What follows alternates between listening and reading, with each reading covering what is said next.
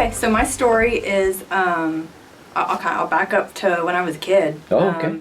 A little bit. You know, I was a nerd, not kind of a nerd. I was a nerd, didn't have a whole lot of friends, wasn't really popular, so I got picked on a lot, which caused me to navigate to a more aggressive group of kids. I realized really fast that a bully being my friend would protect me, and so that worked for me. But then I adopted some very aggressive attitudes as I grew older.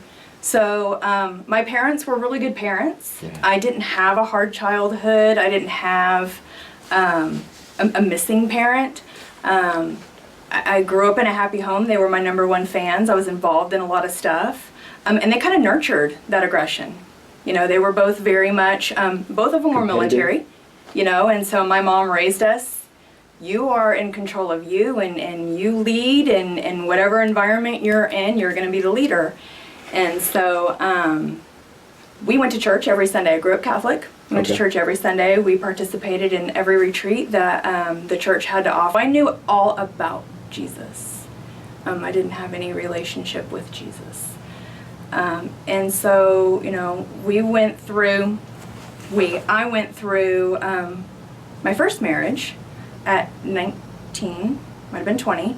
I was right out of high school, and didn't, you know, consult this Jesus that I knew about with that marriage at all. And that was an epic fail.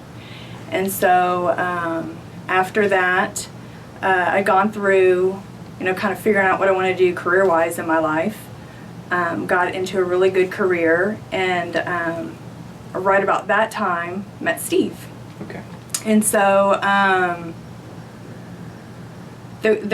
the career kind of ties into, I was one of those bosses that was not very nice, and this goes back to that bullying thing, you know. And I was not empathetic, and I was not lenient to people with kids, and I was not lenient with, you know, rules.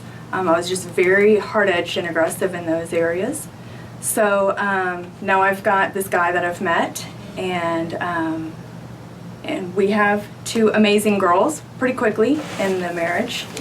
But I wasn't quite ready to give up that really cool new career that I'd started, so I actually found a daycare that stayed open until midnight. Wow. So that I could keep working all those late hours.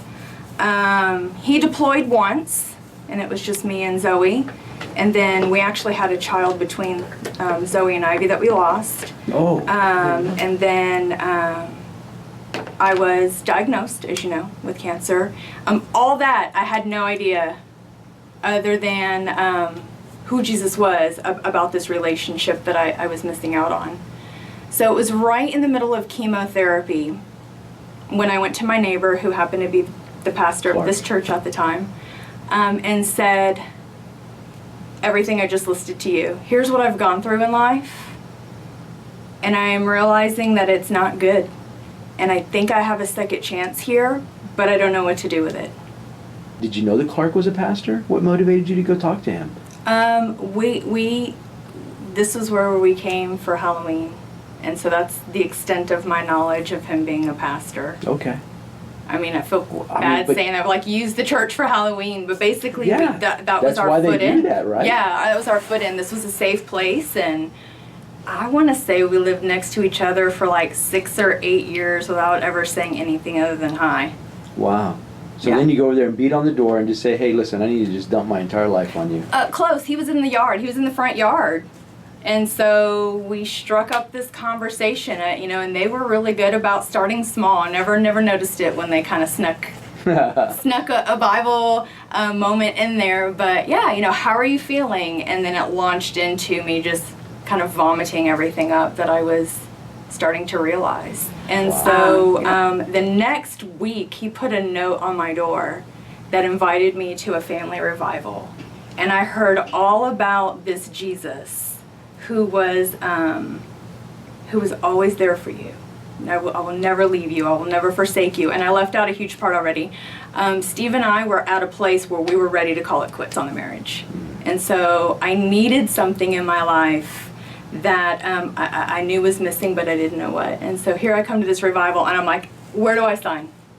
I want that Jesus. I want to know all about, and how did I miss this growing up? And I did. I attended a couple of Bible studies here, and I immediately dove right into the Word. I couldn't wait to get baptized, so got baptized right away. A lot of things happened right after that. Right after I took that initial step,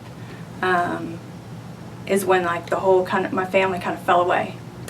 So, but that was okay, because I knew at that moment that things had kind of forever changed for me.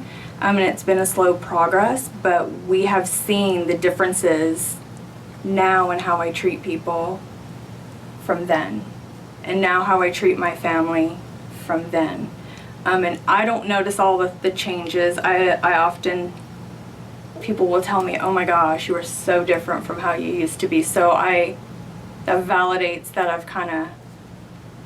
I've allowed the Lord to really be Lord in my heart. Yeah. You know, I couldn't have done it on my own. Yeah. So, and we still have work, but that's my story. It wasn't anything major, horrible that I hear about a lot, that you get, you know, some people are in such awful places, and I think I had a good life growing up, but, you know, I realized I wasn't good.